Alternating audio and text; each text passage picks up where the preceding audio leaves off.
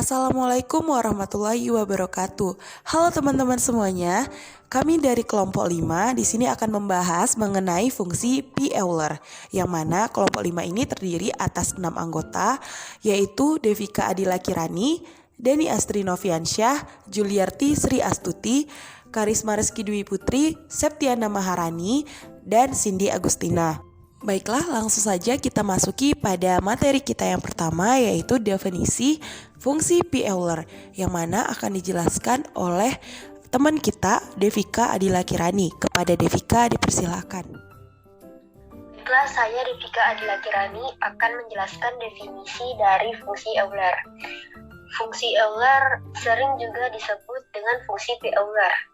Misalkan N adalah bilangan bulat positif dan AA adalah bilangan bulat yang relatif prima dengan N, maka A pangkat Pn kongruen dengan 1 modulo N. Dengan In adalah fungsi P-Euler, yaitu fungsi yang menghitung banyaknya bilangan bulat positif kurang dari N yang relatif prima dengan N. Contohnya yaitu, misalkan A relatif prima dengan 10, bilangan bulat positif yang kurang dari 10 dan relatif prima dengan 10 ada 4, yaitu 1, 3, 7, dan 9. Sehingga P10 sama dengan 4. Berdasarkan teorema Euler, A pangkat 4 kongruen dengan 1 modulo 10. Dengan kata lain, angka satuan A pangkat 4 selalu 1. Baiklah teman-teman, sekarang kita akan memasuki materi kita yang kedua, yaitu mengenai teorema P-Euler. Euler P-function sering disebut juga sebagai Euler-Taussian function. Meskipun fungsi ini memiliki nama P, namun fungsi ini dalam perhitungannya sama sekali tidak menggunakan P yang bernilai 1,61. Sebaliknya, fungsi ini hanya memperhitungkan bilangan integer. P-function adalah fungsi yang menghitung banyak integer x untuk x lebih besar sama dengan 1, x lebih kecil sama dengan n, yang memenuhi syarat x dan n koprima. Dengan catatan x dan n dikatakan koprima jika GCD mutlak x kali n sama dengan 1. Nah, untuk teoremanya yang pertama ada untuk P bilangan prima, P sama dengan P kurang 1.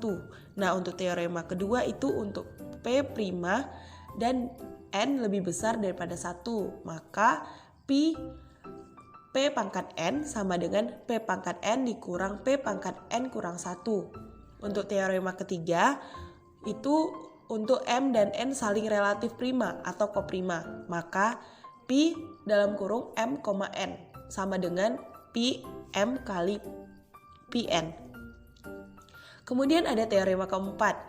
Pn selalu bernilai genap jika n lebih besar daripada 2. Untuk pembahasan materi teorema P-Euler selanjutnya akan dijelaskan oleh teman kita Septiana Maharani. Kepada Septiana dipersilakan.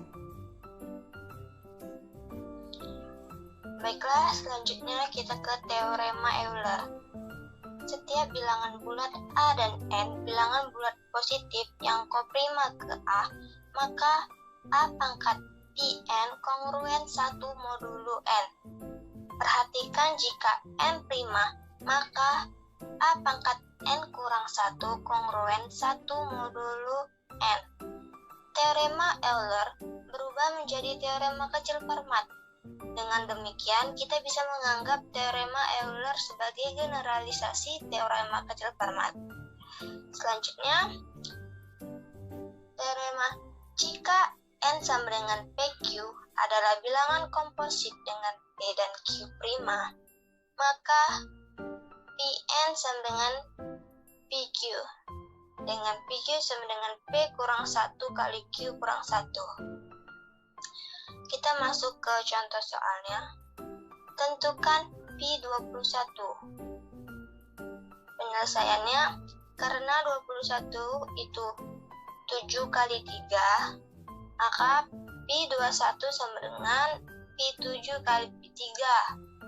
Sama dengan, kita kurangkan 1, 7 kurang 1, 6, 3 kurang 1, 2. Jadi 6 kali 2 sama dengan 12 buah bilangan bulat yang relatif prima terhadap 21, yaitu angka 1, 2, 4, 5, 8, 10, 11, 13, 14, 17, 19, dan 20.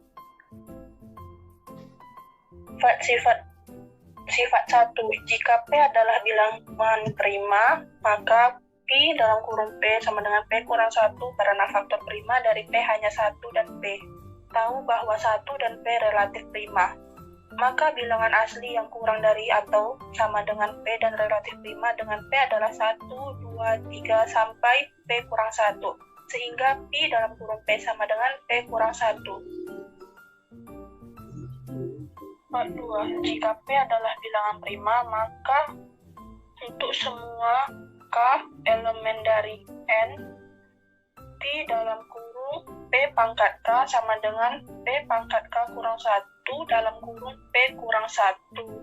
Karena P, 2P, 3P sampai P pangkat K kurang 1 itu tidak relatif prima dengan P pangkat K. Maka banyak bilangan asli yang kurang dari atau sama dengan P pangkat K dan relatif prima dengan P pangkat K adalah P pangkat K kurang P pangkat K kurang 1 sama dengan P pangkat K kurang 1 dalam kurung P kurang 1. Contoh, P dalam kurung 216 sama dengan P dalam kurung 2 pangkat 8 sama dengan 2 pangkat 7 dalam kurung 2 kurang 1, jadi hasilnya 2 pangkat 7. Di sini saya akan membahas tentang sifat 3 dan sifat keempat. Nah, sifat yang ketiga yaitu misalkan A,